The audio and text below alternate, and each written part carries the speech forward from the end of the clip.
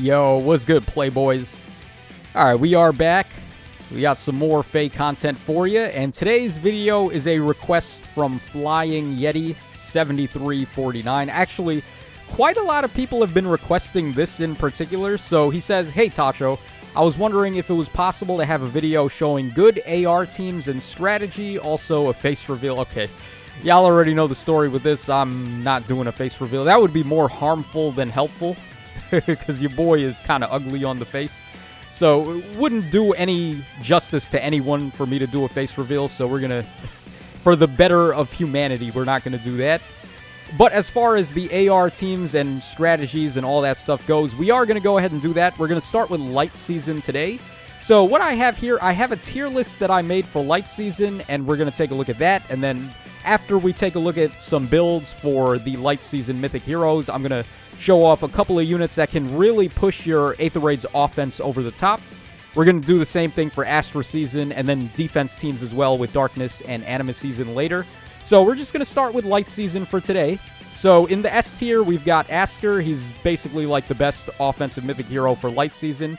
He's granting insane amounts of support with his C skill, where he pulses everybody, and then he gives you Resonant Blades and Resonant Shields as well. He's also a very potent Gale Force option that you can run for offense, because when he transforms, he's giving himself tempo, he has a guaranteed follow-up, he's got -1 special trigger, he pulses himself with his own C skill, so he gets a really consistent Gale Force when all of that is said and done. So he's a very, very good option. We have Peony as well. Peony's just a dancer. Enough said, that's all you need to know, but she actually does quite a lot of other stuff too. When she dances, she gives everybody a warping effect, and then she also gives them the ability to nullify their penalties in combat. Would have been a little nicer if it was at the start of her using the dance. Like, as soon as she dances, she just used, like, Restore or Odd and Even Recovery to neutralize all your active penalties at that time. But it's only in combat, so still good, but it would have been nice to deal with, like, warping or, like gravity effects that may have hit your units that are preventing them from moving the full space. Like, for example, the gravity trap, if you would be able to just pop her dance and then heal off the gravity trap, that would have been really clutch. But it doesn't work like that, but it's still pretty good, so she's a solid dancer. Then we have Nerthuz, who is just a goddess of Gale Forcing. She's crazy. She has, like, all of the necessary tools to be good at it. -1 special trigger, special acceleration on hit, nullify enemy guard. She's fast as hell. Her B skill has null follow-up built in. She's just a massive stat ball on top of that. So, like, she can move 3 spaces. She's got access to Flared Sparrow being a cav type. It's just, like, every single thing in the kitchen sink with her. So she's just a prime example of how effective Gale Force can be. Also, she inflicts gravity on the target and foes that are next to that target after attacking. So really good for hit and run when you combo the gravity with the Flared Sparrow, with the, like, Gale Force and the Kanto and all the... with the Didity and the Doobity and the Shidoobie and the Shizibi. Like, she just does it all.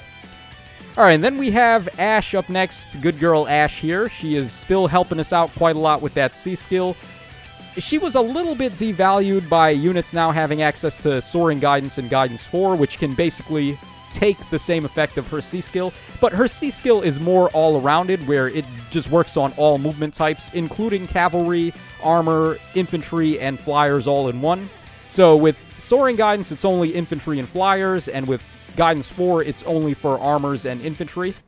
So including cavs in there could have some good applications if you're getting messed up by some trench tiles or whatever. And then also just being able to give it to all movement types all at once is very nice. She can also Gale Force pretty efficiently too. She has a guaranteed follow-up on her weapon. She has -1 special trigger, and when she transforms, she gets tempo. So she's got some tricks up her sleeve as well. She can offense decently enough, and with the C skill support, she is definitely worthy of being an S tier. Okay, then next up in the A tier, we've got Goto leading the bunch. I think Goto's support is just fantastic.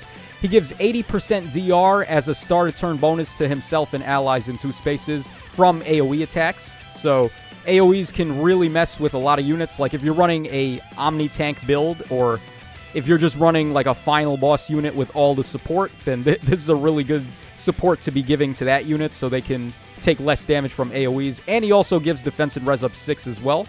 And he can also be, like, a solid spot tank himself. He's pretty good against ranged threats because he has built-in Null Sea Disrupt. So things like staff units and like Legendary Veronica, Legendary Hinoko, all those fire sweep reliant enemies, he can actually take advantage of them pretty well with his combination of his ace skill and his weapon. So he can be doing some things there. He's not too shabby. All right, we have Milla as well. Milla's also in the A tier. She inflicts isolation, which is not difficult at all to do when she's winning defense checks left and right. They gave her the Fury 4 buff on her remix, so that was really helpful. Also, she extends the turn counter by 1, which makes it easier to get the pots in some situations. So you can't really sleep on that effect. It doesn't always come into play where it's really necessary, but it does come in handy every now and again. So it's definitely a good thing to have there. And then her like weapon support just gives everyone all stats of 4 just for existing. And then she nullifies enemies' attack bonuses when they're in combat against your allies.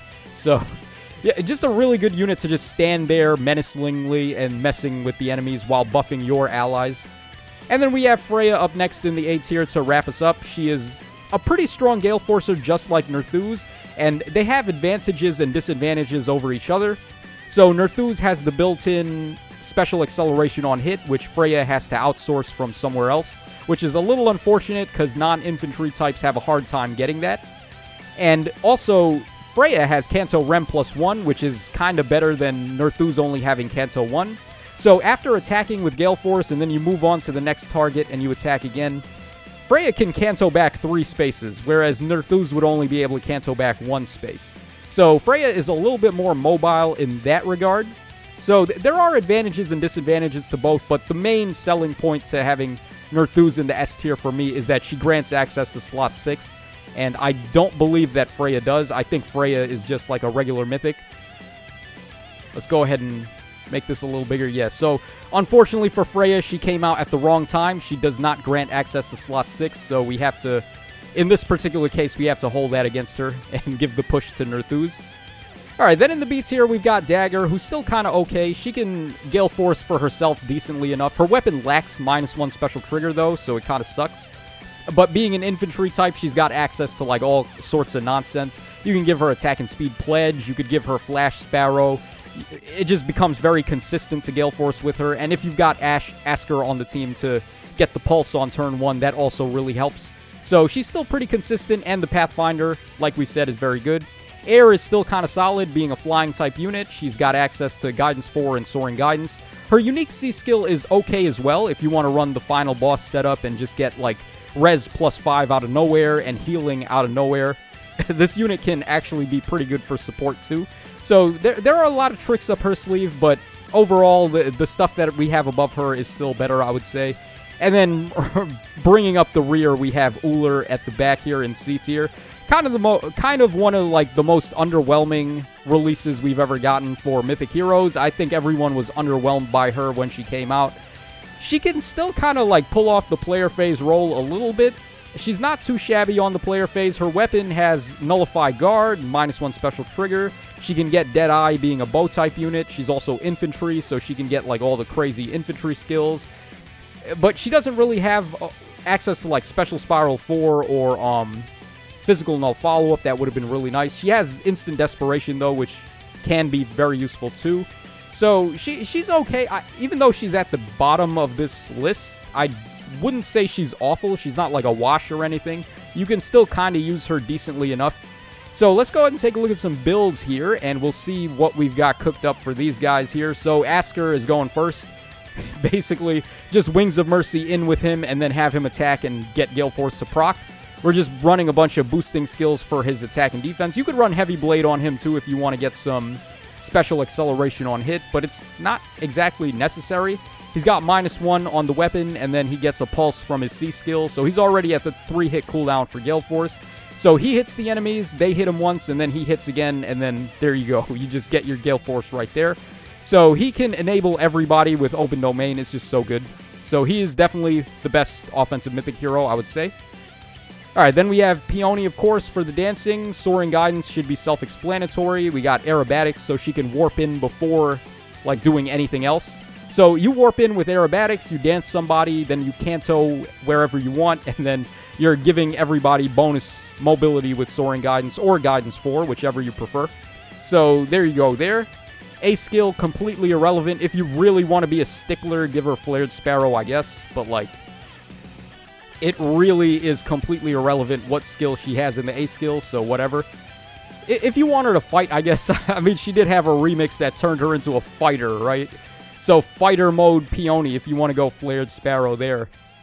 But really, just, like, the B skill, C skill, and Seal support from her, and the dance and the weapon, like, she just does enough to be worthwhile for usage. We have Ash up next. Ash is also going to be running a Gale Force build just like Asker, but we're running the Heavy Blade Seal here to get some acceleration. She lacks the pulsing on her C skill, so it just makes more sense to run Heavy Blade on her as opposed to Asker.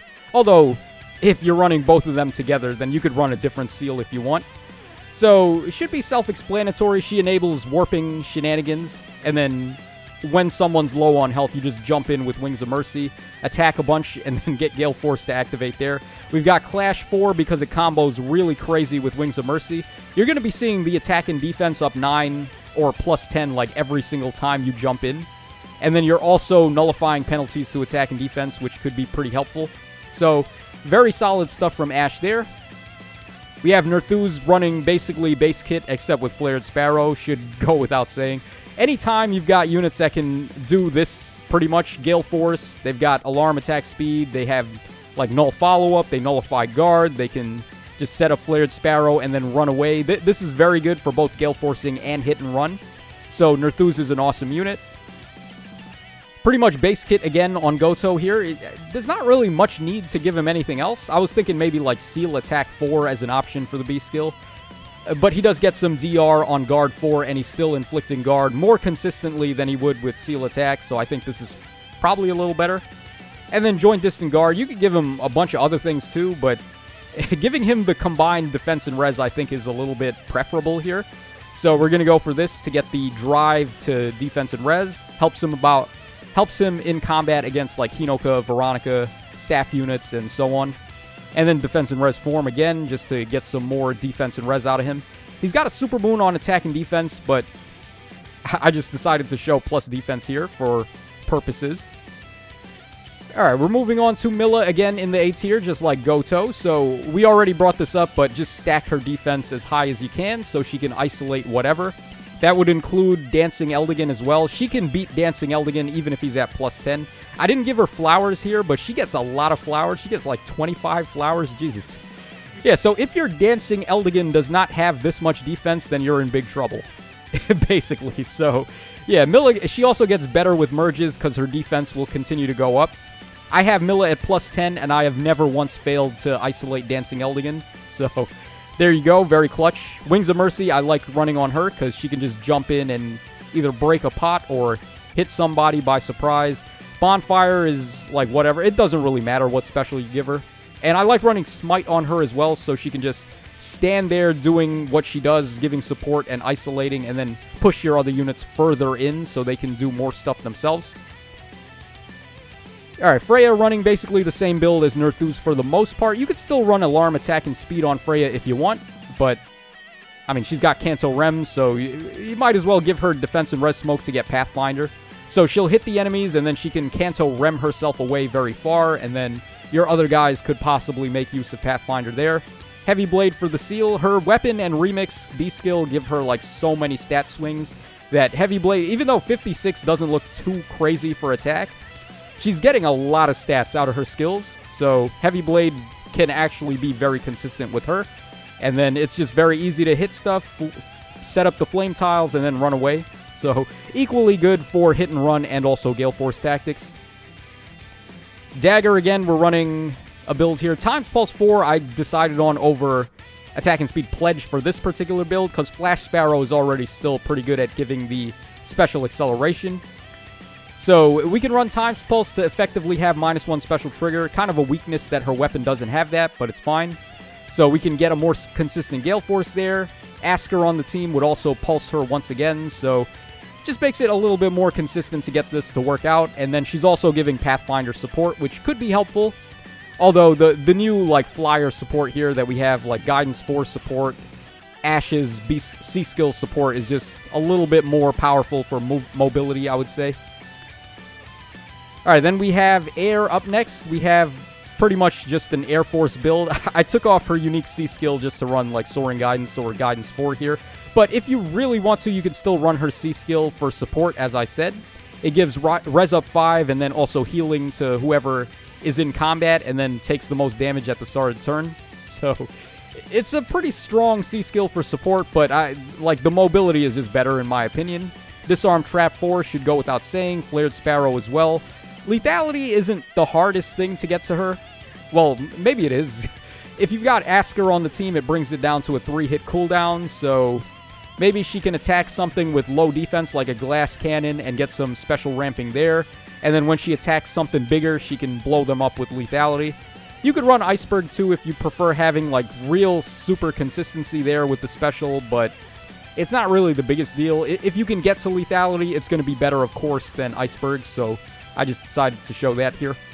Also, Drawback. You can do a lot of combos with Drawback with her to like draw enemies back or draw allies back and then stand on a trap tile and disarm it. And then you can let your units jump in further with Soaring Guidance and stuff. So it should make a lot of sense. And then finally with Uller, we're just giving... It's pretty much just an upgraded version of her base kit, because her weapon and beast skill already combo pretty well. She gets Null Follow-Up, Nullify Guard, -1 Special Trigger, and Desperation. So all very strong player phase effects. If you can also get Catria or Cordelia support for the triangle attack on her, which we'll be talking about some other units you can run for offense in a sec, that's really going to push her over the top. So when she's able to hit 4 times in a row, then she can really start to look good and be a pretty solid tank buster at that point. So there you guys go for the Light Season Mythic Heroes. Now we're going to go ahead and move on to some like tactics and strategies that I personally run for offense in Light Season. So this one should go without saying. You can run this in Astra Season as well. It's just like one of the most potent combos for Aether Raids. So we run Yuri here. We can just have him move onto a trap, and then he can foul play in Summer Edelgard, so she doesn't have to worry about getting trapped. And then you're free to have her just go ham with Gale Force and Bold Fighter and Assault Troop. It's very easy for her to set up Gale Force.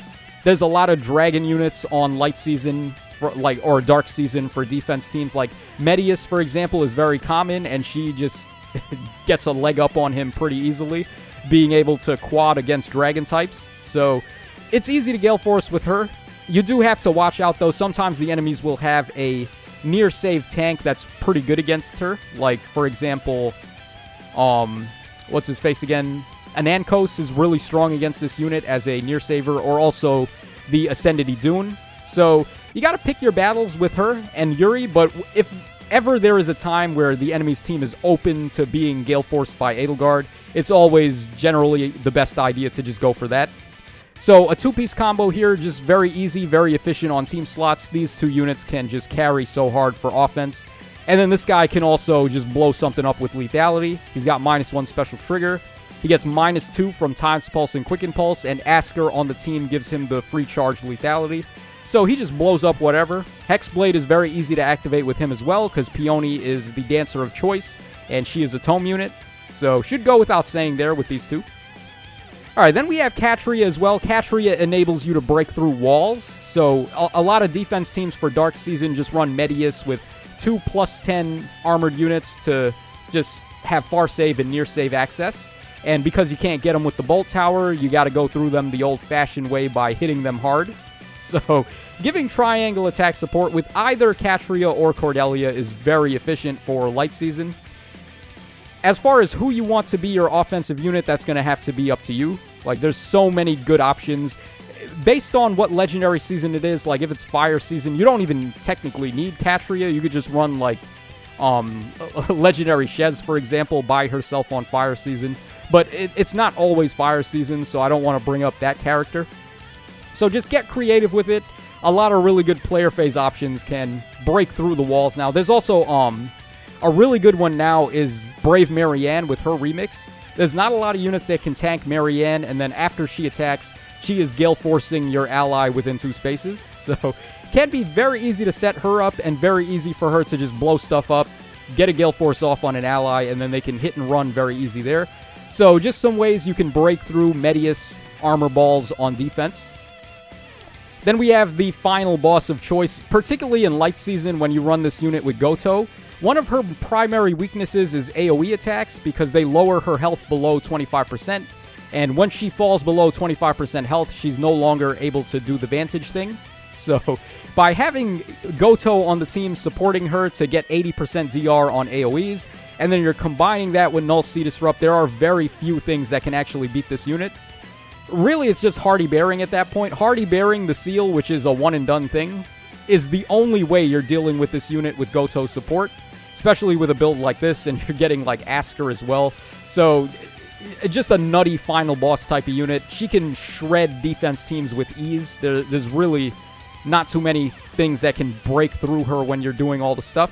So a pretty good option for an Omni tank, but also there's so many other options too, like Brave Dimitri. It's really just pick your favorite for the most part and just support them the right way. And then finally, I thought I'd show some mention to Bernadetta. We have the Bunny Bernie here, but there's also the Winter Bernie to consider, who does basically the same thing. I just chose Bunny Bernie for this example because she is a little bit better, being a little bit more recent. So the idea here is that she does -1 HP to everyone at the start of the turn within 2 spaces. So then you just use Reciprocal Aid, not particularly on her, but I put it on her just to raise awareness about it. The unit that you would want to get low on HP is the one that you want to use Reciprocal Aid with, and you would target an ally with lower HP than them. So for example, in Light Season, if you have the Light Blessing on that unit, their HP is going up like crazy from all the Mythic Heroes and the bonus buffs. So you would have them then use Reciprocal Aid on a low HP Mythic Hero that's been chipped, and then you're going to get set up there pretty sweetly. Let's see. Who would be a low HP Mythic Hero? Like maybe Peony? Yeah, she's got 39. I think we can do better. I think Air has less. Yeah, Air has the lowest HP, so she would be a solid choice for that. Just get her chipped by like 1 point of HP, and then you Reciprocal Aid. You would want to take her C skill off because the recovery could mess with your setup there. So take her C skill off, just get the chip damage from Bernadetta, either the Winter one or the Bunny one, and then you just go ahead and Reciprocal Aid with whoever it may be, anybody you want. I could go through like a whole hour listing units and possibilities. There's so many setups with this that it's just like, it's really just coming down to how creative you can get. So you can set up Wings of Mercy, Escape Route, you can set up Vantage strategies, you can set up Desperation strategies, the list goes on and on. So just pick whoever you want to get set up with this, and Winter Bernie and Bunny Bernie are both very good enablers of degeneracy there. So those are just some examples of units that you may want to consider for your offense teams to really efficiently, like, with Yuri and Edelgard, it's a 2-piece combo, but all the rest of these guys is just like 1 unit. So it becomes very easy to choose the rest of your units that way and come up with the rest of your setup based on just having like 1 unit, and that's it. So team space is very important for Aether Raids. You're only limited to essentially having like 2 or 3 units, because assuming you've got to run 3 Mythic Heroes to maximize score, you got to run a bonus unit. Assuming your Mythic Hero is not the bonus on rotation, then that means you got to run a hard bonus unit, so that's 4 units already chosen for you. Thanks so much, Faye, by the way, for giving us like basically our full team without letting us choose who we get to use. And then you're only left with 2 options left, so the 2-piece combo here would take up your other 2 slots, but then these guys still leave you open to having 1 unit of your choice. So there you guys go. That will wrap us up for the tier list for Light Season and a couple of ideas you can run for offense on Light Season. Let me know your thoughts in the comments section down below, and we're going to do something like this as well for Astra Season, and then we'll finish up with Dark and Anima Season as well. So thanks so much for watching the video, guys. Thank you very much for your time and support. And this is your boy Tacho signing out. So take care, fellas, and I'll catch y'all again on the flip side.